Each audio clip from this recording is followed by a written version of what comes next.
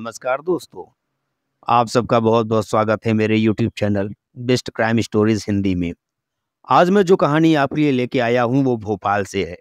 भोपाल के निशांक की है, जो इंजीनियरिंग का छात्र था। निशांक राठौर। उसकी मौत कैसे हुई, फोन में मैसेज का क्या राय था, यह आज भी रहस्यमय बना हुआ है। तो आइए चलते हैं कहानी पर। निशांक नर्मदापुरम जिले के सिवनी मालवा शहर का रहने वाला था। वह भोपाल के ओरिएंटल कॉलेज से कंप्यूटर साइंस में बीटेक की पढ़ाई कर रहा था। निशांक पढ़ने में होशियार था और अपनी माँ बाप के आंखों का तारा था। निशांक दो बहनों के बीच में इकलौता लड़का था और अपनी बहनों का वह परिवारजनों का राज दुलारा था। बात है 22 जुलाई की। आम दिनों की तरह सब कुछ सामान्य चल रहा था। निशांक के पिता उमाशंकर राठौड़ भी आम दिनों की तरह अपने कार्य में व्यस्त थे। तभी उनके मोबाइल पे एक व्हाट्सएप नोटिफिकेशन आया। उन्होंने व्हाट्सएप को खोलकर देखा तो उसमें उनके बेटे के नंबर से एक मैसेज आया था। लेकिन जब उन्होंने मैसेज को पढ़ा तो वो पूरी तरह घबरा गए। उनके पसीने छूटने लगे। उन्हें कुछ समझ में नहीं आया। उनकी धड़कनें बढ़ गई। उस मैसेज में लिखा था, राठौर साहब, बहुत बहादुर था आपका बेटा। गुस्ताखे नबी की एक सजा, सरतन से जुदा, सरतन से जुदा। सारे हिंदू कायरों को बता देना, नबी से गुस्ताखी नहीं, नबी से गुस्ताखी नहीं। यह मैसेज पढ़कर उमाशंकर राठौड़ को कुछ समझ में नहीं आ रहा था कि आखिर मामला क्या है। और ऐसा मैसेज, मतलब निशांक ऐसा मैसेज कैसे कर सकता है? जरूर कुछ गड़बड़ है। वह निशांक को फोन लगाने लगे। बार बार फोन करते रहे लेकिन उसका नंबर बंद आ रहा था। इसके तुरंत बाद उन्होंने अपनी बेटी को फोन किया। बेटी फोन उठाई तो वो भी घबराई हुई महसूस हो रही थी। उमाशंकर जी ने सारी बात अपनी बेटी को बताई तो उनकी बेटी ने बताया, पापा, निशांक के इंस्टाग्राम पर भी कुछ ऐसी ही स्टोरी लगी हुई है। अब तो उमाशंकर जी पूरी तरह घबरा गए। उन्हें समझ में नहीं आ रहा था कि वो क्या करें और आखिर मामला क्या है। उधर निशांक की बहन भी बार बार कॉल कर रही थी लेकिन निशांक का नंबर बंद आ रहा था। आखिर उमाशंकर जी ने निशांक के रूममेट राज को फोन लगाया। राज ने बताया कि अंकल, निशांक तो दोपहर में ही अपनी बहन से मिलने निकल गया था और अभी तक लौटकर नहीं आया है। यह खबर सुनकर उमाशंकर जी के पैरों के नीचे से जमीन खिसक गई। उन्हें कुछ अनहोनी की आशंका होने लगी।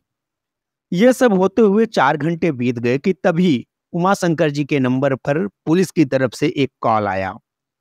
पुलिस ने बताया कि आपके बेटे की लाश हमें रेलवे के पटरी पर मिली हुई है। यह खबर सुनते ही उमाशंकर जी के ऊपर मानो गाज गिर पड़ी हो। उनके आंसुओं का बांध टूट पड़ा। वो दहाड़े मार कर रोने लगे। पूरे परिवार में कोहराम मच गया। बहनों की राखी सोनी हो गई थी और कुल का दीपक बुझ गया था। इकलौता बेटा उनका अब इस दुनिया में नहीं रहा था। पुलिस ने कहा कि बॉडी की शिनाख्त हम कर चुके हैं, फिर भी आप भी एक बार आके बॉडी की शिनाख्त कर लीजिए। इंस्टाग्राम स्टोरी देखकर उसके एक कॉमन फ्रेंड ने उसे इंस्टा पर मैसेज किया, क्या निशांक, ये कैसी स्टोरी लगाया है?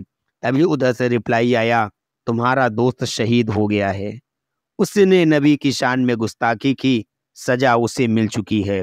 तुम कायर हिंदुओं को यह समझ जाना चाहिए कि नबी की शान में गुस्ताखी की एक ही सजा, सर तन से जुदा, सर तन से जुदा। उमाशंकर राठौड़ जी अपने परिवार और रिश्तेदारों के साथ घटना स्थल पर पहुंचते हैं और पुलिस वालों को उन्हें रिसीव हुए मैसेज को दिखाते हैं। पुलिस, जो अभी तक इस घटना को आत्महत्या मानकर चल रही थी, उन्हें इस केस में जांच के लिए एक नया एंगल मिल जाता है। निशांक राठौर की मौत के बाद शव को गृहग्राम भेज दिया गया। यहाँ जैसे ही शव पहुंचा तो लोगों की भीड़ उमड़ पड़ी। लेकिन इन सब के बीच भाई बहन की आखिरी मुलाकात ने सबको झकझोर कर रख दिया। बहनों ने राखी बांधकर अंतिम विदाई दी और निशांक का अंतिम संस्कार उसके 8 वर्षीय चचेरे भाई ने किया। उमाशंकर राठौड़ बताते हैं कि उनका बेटा कायर नहीं था। वह कभी भी आत्महत्या नहीं कर सकता है। इंस्टाग्राम स्टोरी, उमाशंकर राठौड़ जी को आए हुए मैसेज और दोस्त की चैट के आधार पर पुलिस ने एक नए एंगल से जांच शुरुआत की।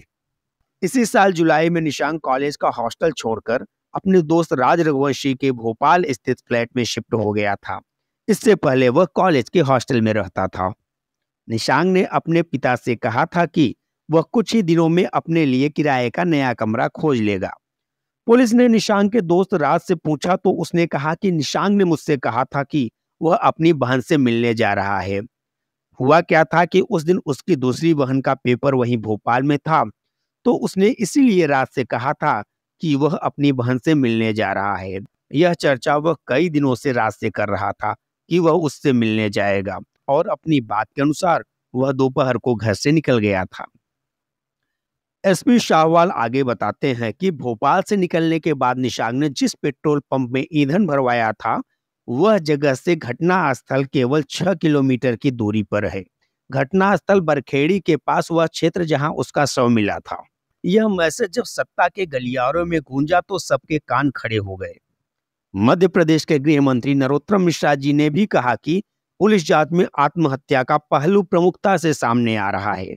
निशांक के पिता को भेजे गए व्हाट्सएप मैसेज के स्क्रीनशॉट, जिसमें पैगंबर को नीचा दिखाने पर सजा का उल्लेख किया गया था, के बाद गृह मंत्री मिश्रा जी ने इस मामले को संज्ञान में लिया था। पुलिस की काफी कोशिशों के बाद भी यह मामला सुलझता हुआ नजर नहीं आ रहा है। प्रथम दृष्टया निशांक की मौत आत्महत्या जरूर प्रतीत हो रही है। निशांक के ऊपर से ट्रेन गुजरने की वजह से उसकी मौत हुई है। हालांकि रायसेन पुलिस ने इस मामले की जांच के लिए विशेष जांच दल एसआईटी का गठन कर दिया है। सीसीटीवी फुटेज के आधार पर किसी को भी निशांक का पीछा करते या ड्राइविंग करते हुए नहीं देखा गया है। पोस्टमार्टम की रिपोर्ट से पता चला है कि उसकी मौत ट्रेन से कटने की वजह से हुई है। उसके शरीर पर चोट के कोई निशान भी नहीं पाए गए। निशांक के पिता को जो रहस्यमय मैसेज प्राप्त हुए थे, उनकी जांच पड़ताल की जा रही है, जिससे यह पता चला है कि निशांक को पैसों से संबंधित लेन देन की कुछ समस्या थी। लेकिन परिवार को यह थ्योरी व्हाट्सएप मैसेज और इंस्टाग्राम मैसेज पर फिट नहीं बैठती है।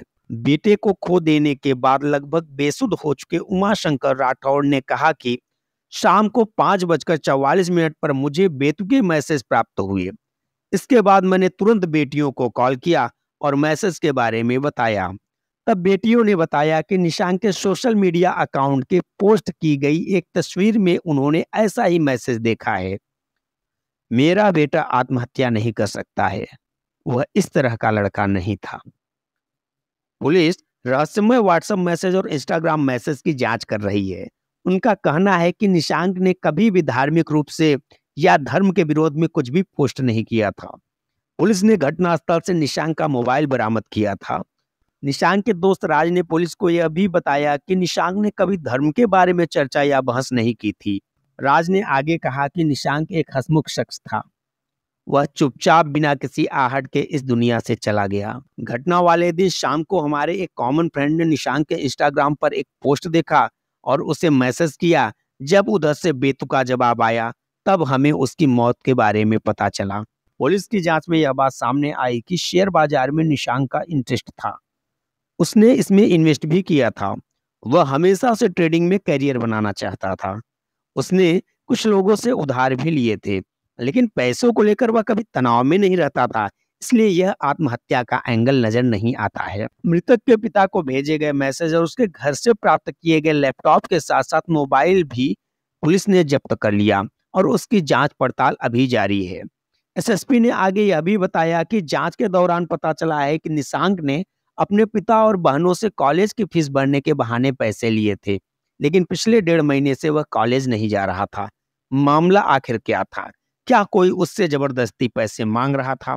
क्या कोई उसे ब्लैकमेल कर रहा था? यह सब अभी रहस्यमय बना हुआ है। मामले की जांच कर रही एसआईटी को निशांक के मोबाइल और लैपटॉप की फॉरेंसिक रिपोर्ट मिल गई है। रिपोर्ट के मुताबिक सर तन से जुदा वाली पोस्ट निशांक के फोन से ही उसके पिता को भेजी गई थी। निशांक के मोबाइल से ही यह फोटो भी एडिट की गई थी। आखिर सच्चाई क्या है? आखिर सच्चाई क्या है? और कोई आत्महत्या करने वाला व्यक्ति क्या मरने के पहले इतना नॉर्मल होगा? क्या उसकी मानसिक स्थिति ऐसी होगी कि वह इस प्रकार का मैसेज, वो भी अपने जन्मदाता पिता और दोस्तों को कर सके? मौत के बाद उसकी मोबाइल का उसके फिंगरप्रिंट से ऑन होना भी बहुत कुछ बयां करता है। इस कहानी के स्रोत न्यूज चैनल से मिले हैं। इसमें मेरा खुद का इनपुट कुछ भी नहीं है, लेकिन यह मौत अभी भी एक रहस्य है, एक गहरी साजिश प्रतीत होती है। इसी के साथ मैं अपनी कहानी को विराम देता हूँ। मिलेंगे अगली कहानी में एक नई घटना के साथ। नमस्कार।